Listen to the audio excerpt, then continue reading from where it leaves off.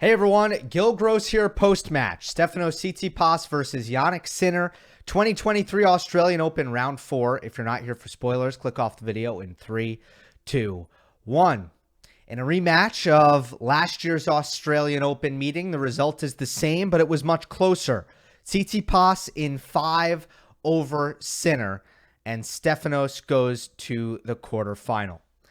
So I thought this was a great match. In fact, the first 2 sets of it was the best quality tennis that I have seen in the tournament thus far. And from there, it didn't really maintain that level, I would say, but it was very intriguing. And obviously it got dramatic because we went to a 5th set and it really looked like the comeback was on for Jannik Sinner.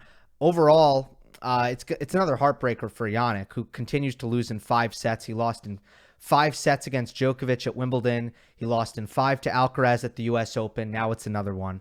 It's gonna be rough on him. However, his record in deciding sets overall, I just want to say, is excellent.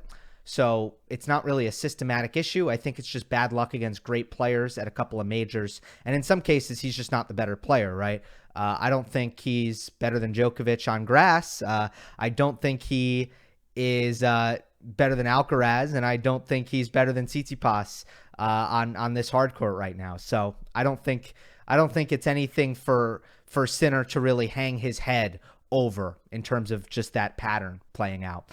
And I also thought it was a good performance tonight. He played well for 4 sets, in my opinion.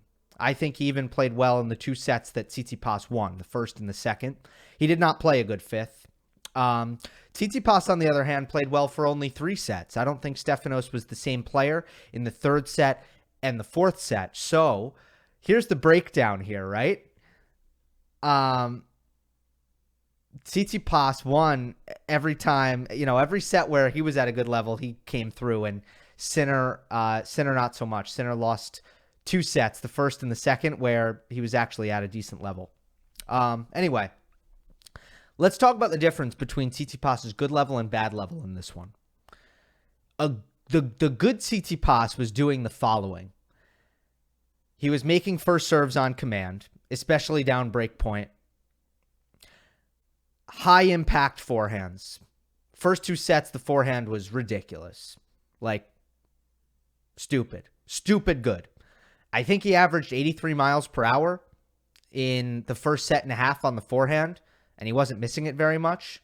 That's absurd. That is not a normal average forehand speed.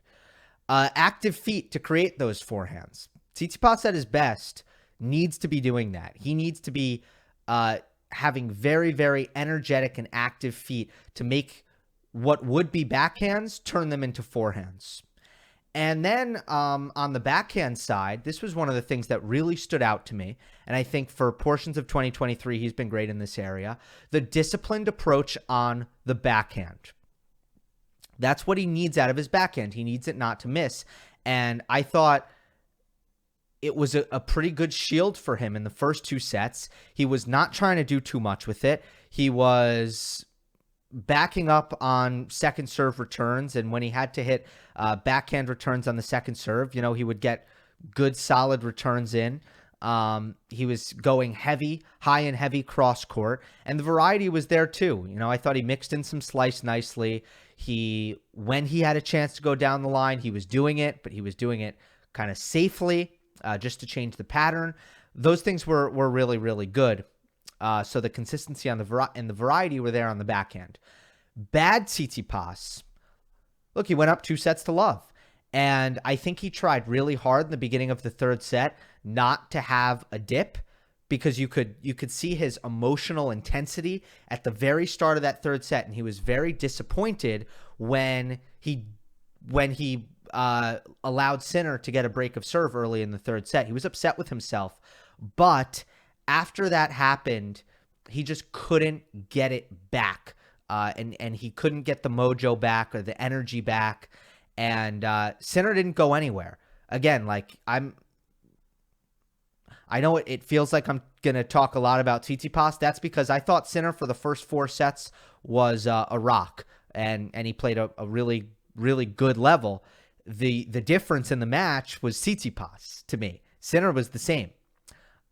except for there were some changes that I'll get to. So the bad Tsitsipas, the forehand lost speed, didn't have that vicious and violent acceleration on it. He started to accept more backhands. His feet weren't as active. And on the backhand, and this was key, not only did he start to accept more, not only did Sinner on the return get it to the backhand more, not only did he neutralize more of Tsitsipas's forehands because they were slower, which means he dug into the rally more, also equaled more Tsitsipas backhands. But Stefanos totally lost the plot on the backhand. It just was not good at all, and it got worse and worse and worse in the third and the fourth set. The ambition on it increased. He started trying to do damage with it, and it's not good enough. It's not good enough to do that, so starts missing. And the variety decreased. One of the backhand that I thought was most effective in the first two sets was the slower pace, heavy topspin, lots of height, cross court, just to not give Sinner a lot of pace to work with and just to try to get it up above his shoulders, up above the strike zone, because Tsitsipas can get a lot of topspin on his backhand.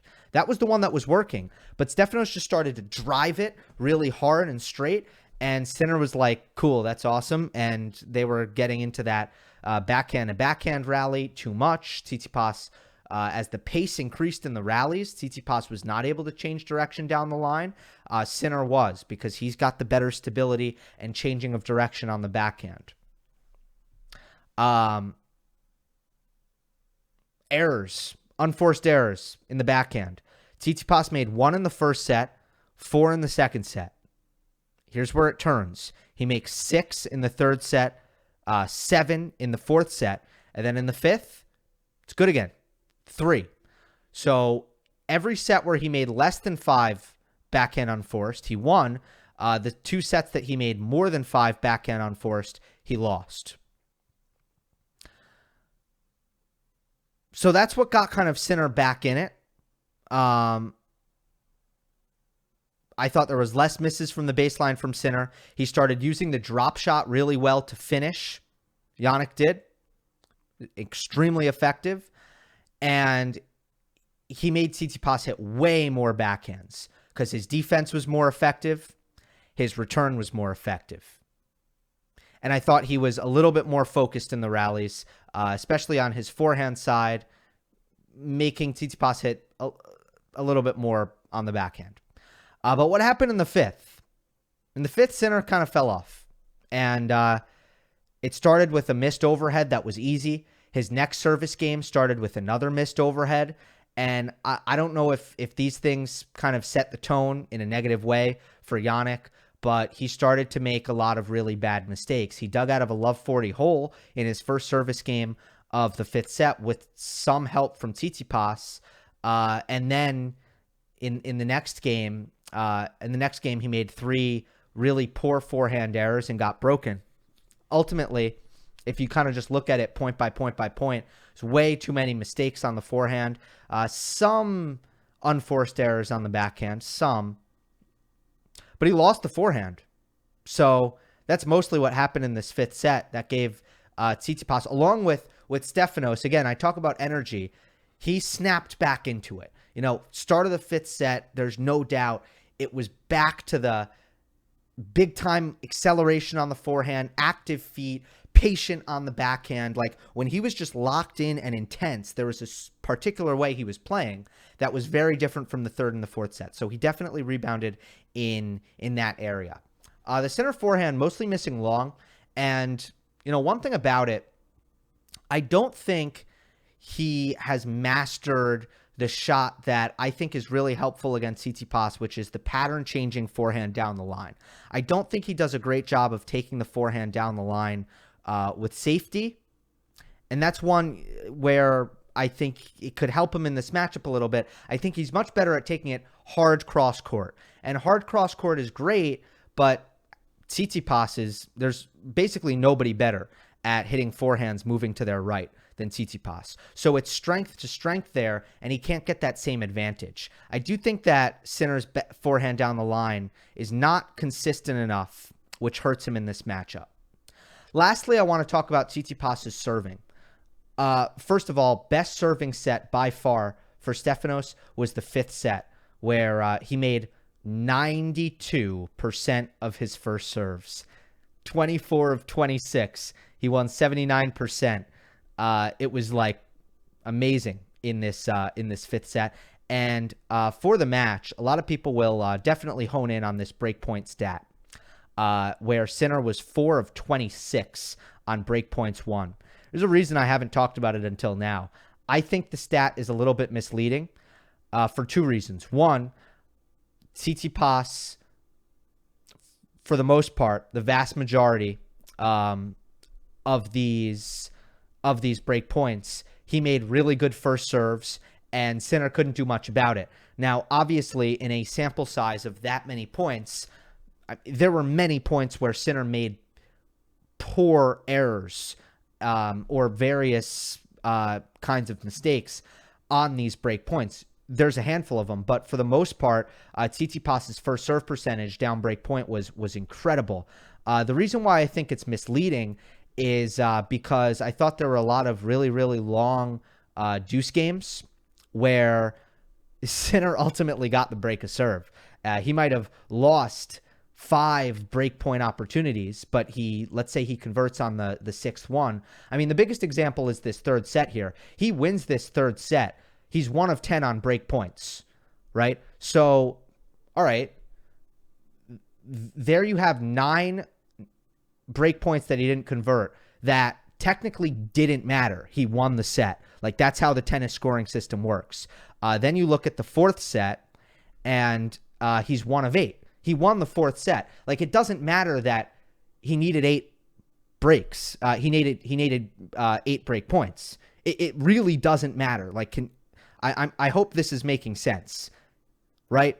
He won the 3rd set. He won the 4th set because he never got his serve broken, and he broke serve once. Who cares how many break points he didn't convert? It doesn't freaking matter. So I think that will be a way overplayed stat when it comes to what decided this match. But I will say that Tsitsipas certainly helped his cause by making a huge number of first serves when he had to face break point. Big one for Stefanos, now 5-1 against Sinner lifetime. Hope you enjoyed. Don't forget to subscribe. I'll see you next time.